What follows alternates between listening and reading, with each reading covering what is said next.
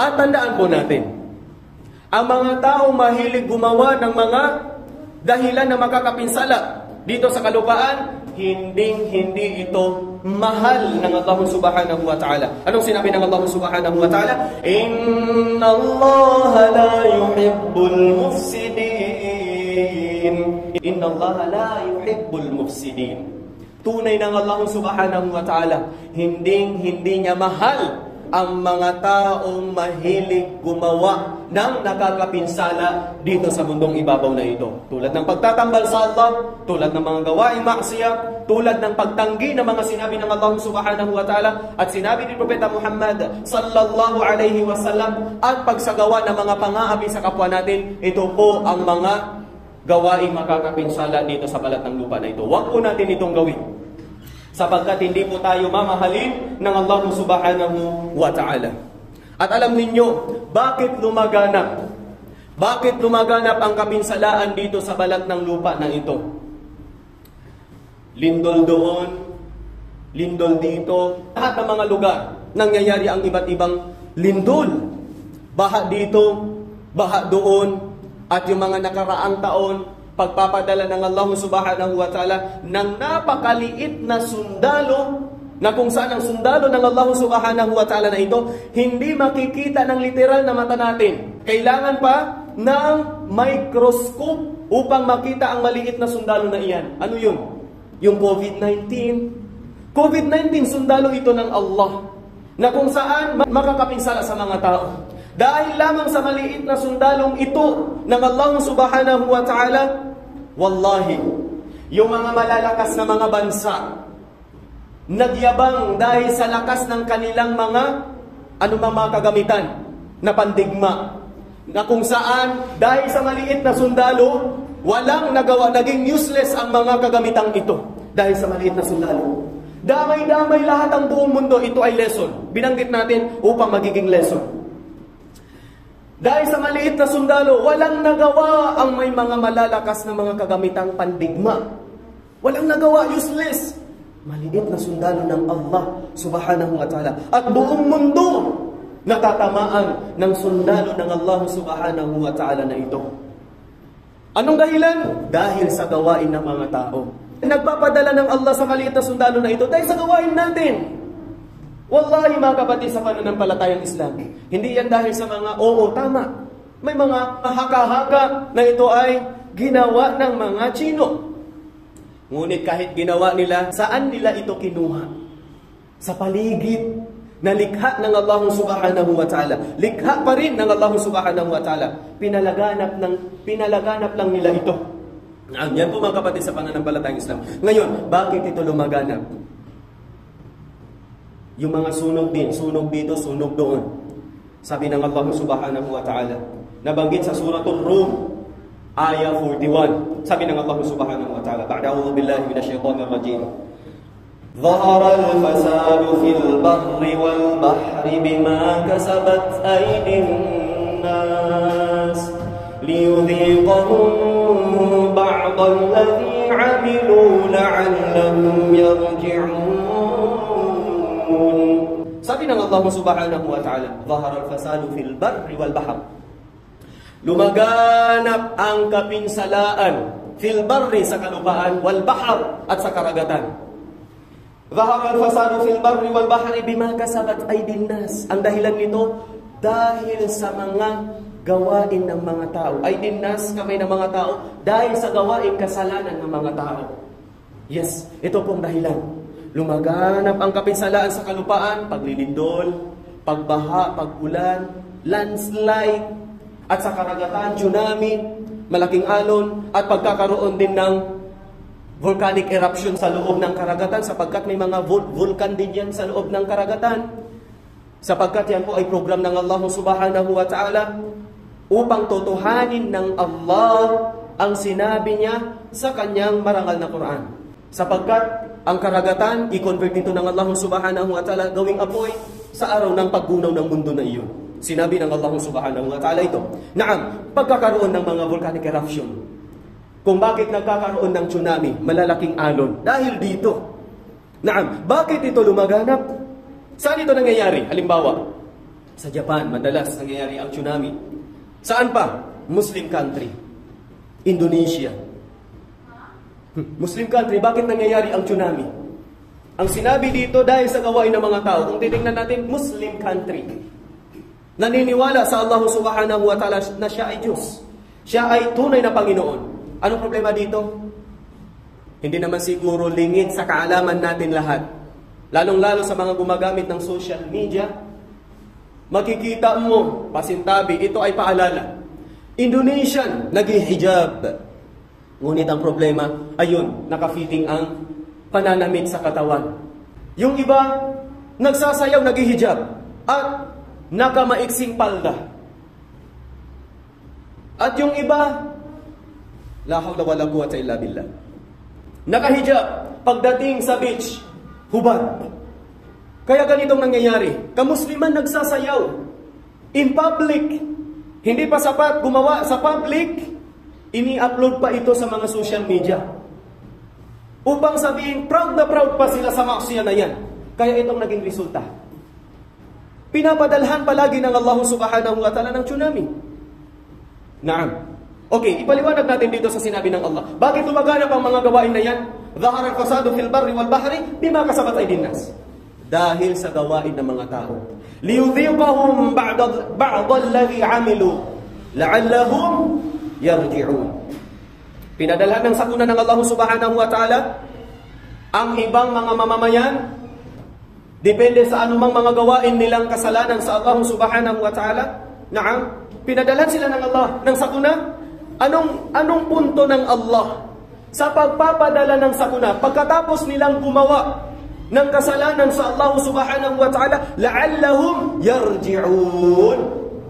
Upang nang sa ganun ay makakaisip sila na magbalik sa Allah subhanahu wa ta'ala. Magbalik loob sa Allah subhanahu wa ta'ala sa pamamagitan ng pagtauba, sa pamamagitan ng paghingi ng kapatawaran sa Allah subhanahu wa ta'ala. Yan po mga kapatid sa pananampalatayang Islam. Sapagkat inutusan tayo ng Allah. Sinabihan, pinayuhan tayo ng Allah subhanahu wa ta'ala madalas araw-araw. Kung tutusin, hindi lamang araw-araw. Bawat oras pinayuhan tayo ng Allah. Bawat minuto pinayuhan tayo ng Allah. Bawat segundo pinayuhan tayo ng Allah. Walang makakaligtas sa oras sa panahon na ito, pinayuhan tayo ng Allah subhanahu wa ta'ala. Paano yun? Dahil nandito na Quran. Nandyan ang kitab ng Allah subhanahu wa ta'ala. Nandyan ang kitab ng Allah. Bakit natin sinabi kung tutuusin ang Allah subhanahu wa ta'ala pinayuhan na tayo? Hindi lamang bawat oras, bawat minuto, bawat segundo pa. Dahil nandyan na nga ang Quran. Ang Quran, anytime mo yan buksan. Anytime mo buksan upang basahin at unawain, intindihin kung ano ang sinabi ng Allah subhanahu wa ta'ala. Buksan mo na lang kung ano-anong sinabi ang payo ng Allah subhanahu wa ta'ala para sa iyo. So ngayon mga kapatid sa pananampalatayang Islam, huwag po nating pinsalain ang kalupaan ng Allah subhanahu wa ta'ala pagkatapos itong inayos na ng Allah subhanahu wa ta'ala. Wa aqulu qawli hadha wa astaghfirullah li wa lakum. Alhamdulillahi rabbil alamin wa bihi nasta'in ala umuri dunya waddin wassalatu wassalamu ala asyrafil anbiya'i wal mursalin nabiyyina Muhammadin wa ala alihi wa ashabihi ajma'in. Amma ba'd. Sabi ng Allah subhanahu wa ta'ala, araw-araw nga tayo sinabihan ng Allah, pinayuhan ng Allah ng ano? Ng pagtauba. Anong sabi ng Allah subhanahu wa ta'ala? فَفِرُّوا إِلَى اللَّهِ إِنِّي لَكُمْ مِنْهُ نَذِيرٌ مُبِينٌ. فَفِرُّوا إِلَى اللَّهِ. Araw-araw tayo sinabihan ng Allah, فَفِرُّوا إِلَى اللَّهِ ay irji'u ila Allah subhanahu wa ta'ala. Magbalik loob kayo sa Allah subhanahu wa ta'ala. Pagkatapos ninyo makagawa ng kasalanan, balik kayo sa Allah subhanahu wa ta'ala. Humingi kayo ng kapatawaran sa Kanya at ayusin ang sarili. Iwasan ang ipinagbabawal ng Allah. Gawin ang mga ipinag-uutos ng Allah subhanahu wa ta'ala. Ngayon mga kapatid sa pananampalatayang Islam, Ang iba pang payo ng Allah subhanahu wa ta'ala, wa ma asabakum min musibah. Hindi kayo pinadalhan ng sakuna ng Allah subhanahu wa ta'ala. Fabima kasabat aydikum. Kung hindi dahil sa mga gawain ninyong kasalanan. Yan po ang sinabi ng Allah. Dahilan kung bakit pinapadalhan nangyayari ang mga sakuna, dahil sa gawain po natin. Alam na natin ito ay bawal, ngunit ginagawa pa rin. Alam na natin ito ay pinag-uutos ng Allah. Lalong-lalo na ito ay inobliga sa atin ng Allah subhanahu wa ta'ala, ngunit iniiwasan natin. Tulad ng pagpapatayo ng ng salawatul maktubat, ng 5 beses na sala sa loob ng isang araw. 5 salawat o 5 salawat. Ang 5 beses na sala sa loob ng isang araw, malinaw na ito ay inobliga ng Allah subhanahu wa ta'ala. Ipinag-uutos ng Allah subhanahu wa ta'ala. Ngunit marami pa rin kamusliman na kanilang iniiwasan. Kaya ang nangyayari sa dunya, pininsala ng Allah subhanahu wa ta'ala. Wallahi kapatid, obserbahan ninyo lang ang dunya. Bakit pinadalhan ng lindol ang lugar na ito? Halimbawa, bakit pinadalhan ng Allah ng lindol ang halimbawa ang Misamis Oriental? Anong nangyayari sa loob ng Misamis Oriental? Wallahi, kung nakikita ninyo may mga gumagawa ng maksiya, yan ang dahilan. Yan po ang dahilan. Kung nakikita natin may maraming tao gumagawa ng pagtatambal sa Allah ng shirk, yan ang dahilan. Kung nakikita natin maraming tao na tinatanggihan ang paliwanag ng Allah at ng kanyang propeta Muhammad sallallahu alaihi wasallam, yan ang dahilan kung bakit pinapadala ng sakuna ng Allah subhanahu wa ta'ala. Kung bakit pinadalhan ng Allah subhanahu wa ta'ala ng sakuna ang lugar na yan, tingnan ninyo. Obserbahan ninyo ang lugar na yan, makikita mo maraming gumagawa ng zina, maraming gumawa ng pagnanakaw, maraming gumagawa ng pang-aapi, maraming gumagawa ng pagkipil ng buhay na walang namang kasalanan. Yan ang mga dahilan, mga kapatid, sa pananampalatayang Islam. At sinabi pa ng Allah subhanahu wa ta'ala sa Suratul Mursalat, ayat 16 hanggang 19. Sabi ng Allah subhanahu wa ta'ala, Alam nuhlikil awwalin, thumma nutbi'uhumul akhirin, kadhalika naf'alu bil mujrimin, wailun yawmaidhin lil mukaththibin. Sabi ng Allah subhanahu wa ta'ala, alam nuhlikil awwalin, hindi ba't pininsala namin ang mga nauna pang mga umma, nauna pang mga mamamayan? Mamamayan ni Propeta Nuh, mamamayan ni Propeta Musa, mamamayan ni Propeta Ibrahim, mamamayan ni Propeta Lut, mamamayan ni Propeta Saleh, ni Shu'aib alayhi wassalatu wassalam. Pininsala na sila ng Allah. Alam nuhlikil awwalin, hindi ba pininsala na sila ng Allah subhanahu wa ta'ala, mga naunang umma? Yes, pininsala sila ng Allah. Hindi lingid sa kaalaman natin ito. Sapagkat madalas natin naririnig ang mga kisasul anbiya o kisasul anbiya, mga kwento ng mga sinaunang mga propeta. Si Propeta Nuh, anong nangyari sa kanila? Nilunod sila ng Allah subhanahu wa ta'ala dahil sa mabinanggit natin: pagtatambal, gawaing kufur, maksiyah, at zulm, at iba pang mga ipinagbabawal ng Allah subhanahu wa ta'ala. Dahil dito, ngayon, sabi ng Allah subhanahu wa ta'ala, thumma nutbi'uhumul akhirin. Pagkaraan, susundan din namin ang mga susunod na henerasyon. Sino yun? Tayo. Ibig sabihin, ang sinabi ng Allah subhanahu wa ta'ala dito, kung ano mang nangyayari sa mga sinaunang umma, sinaunang mga mamamayan, wala ring pinagkaiba. Mas masidhi lang dati. Sapagkat wala nang makikitang bundok sa panahon ni Propeta Nuh alayhi salatu wassalam dahil nilunod sila ng Allah. Ngayon, bihira pa naman nangyayari yun.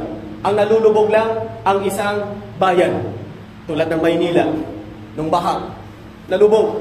Na ito ay kahit nasabihin na naging issue, na hindi nagawa, hindi nag-success ang paggawa ng flood control, ito ay tadhana na ng Allah. Yes, Sa tawfik na yun ng Allah para hindi mangyayari ang pagsagawa ng flood control upang pinsalain ng Allah sa pamamagitan ng baha. Ang Allah subhanahu wa ta'ala, la tataharraka illa biiznillah. Sa kapahintulutan yan ng Allah subhanahu wa ta'ala. Ano mang nangyayari sa mundo? Sa kapahintulutan yan ng Allah subhanahu wa ta'ala. Kaya ang hindi pagsagawa ng flood control, yan po ay kadar ng Allah. Dahil ang program ng Allah na hindi tinapos ang flood control dahil babahain niya ang bayan na yan. Dahil sa gawaing maksiyah. Maraming pagnanakaw sa Maynila, maraming rape, maraming pagkitil ng buhay na wala namang kasalanan, maraming pag-hold up, maraming pagre-rape, at iba't iba pang uri na yung pinagbabawal ng Allah subhanahu wa ta'ala. Ito pong dahilan. Ang Allah subhanahu wa ta'ala, hindi po tayo papadalhan ng sakunang iyan kung hindi dahil sa gawain po natin. Yes, ngayon, sabi ng Allah subhanahu wa ta'ala, kadhalika naf'alu bil mujrimin. Ganyan namin gawin ang mga taong kriminal. Yes, kriminal ang tawag sa mga taong gumagawa ng pagtatambal, nagkukufur sa Allah, na tinatanggihan ang mga sinabi ng Allah at ng kanyang propeta. Ano pa? Pagsagawa ng maksiya, pang-aapi, lahat ng ipinagbabawal ng Allah. Kadhalika naf'alu bil mujrimin. Ganyan namin gagawin o ginawa ang mga kriminal, mga mujrim. Kaya kapatid, sa pananampalatayang Islam, mag-iingat po tayo. Kung gusto natin alagaan ang ating paligid, ang ating komunidad, alagaan po natin ang ating sarili sa pamamagitan ng pag-iwas ng ipinagbabawal ng Allah at sa pamamagitan ng pag-alaga ng mga ipinabuutos ng Allah subhanahu wa ta'ala. At sinabi pa ng Allah, وَيْلُيْ يَوْمَئِذٍ لِلْمُكَذِّبِينَ. Kapinsalaan, kaparusahan, yawmaidin, sa araw ng paghukom, sa kabilang buhay, lil mukadzibin, sa mga taong kanilang pinagsinungaling ang Allah subhanahu wa ta'ala. Yan po mga kapatid, sa pananampalatayang Islam, naway ang munting payong paalala na ito ay magiging payo muna sa akin, sumunod po sa inyong lahat, at naway magiging dahilan po ito na tayo po ay gawin ng obligasyon ang inobligan ng Allah at iwasan ang ipinagbabawal ng Allah. Naway, dahil dito ay panatilihin ng Allah subhanahu wa ta'ala ang gabay sa akin, ang gabay sa inyo, hanggang tayo ay datnan ng kamatayan. Naway, ang munting paalala na ito ay mananatiling sa aking puso at sa inyong pong puso upang magiging baon po natin habang buhay tayo dito sa mundo upang maiiwasan ang pinagbabawal ng Allah at magawa ang mga ipinag-uutos ng Allah subhanahu wa ta'ala. Ala tasallu ala nabiyyi wa fa inna Allah amara